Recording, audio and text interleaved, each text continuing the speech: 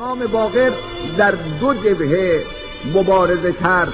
اولا در جبهه فکر و اندیشه اسلامی و تبیین قرآن و اسلام راستین، ثانیاً در جبهه درگیری و برخورد سیاسی.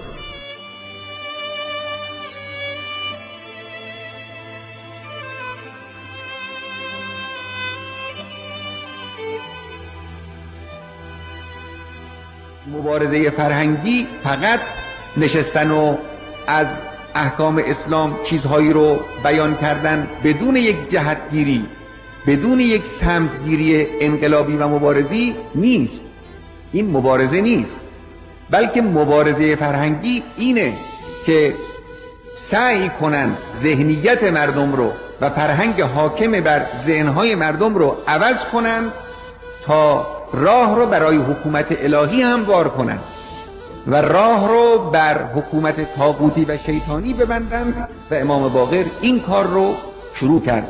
باقر و علم الاولین یعنی این حضرت شکافنده حقایق قرآنی و دانش‌های اسلامی بود.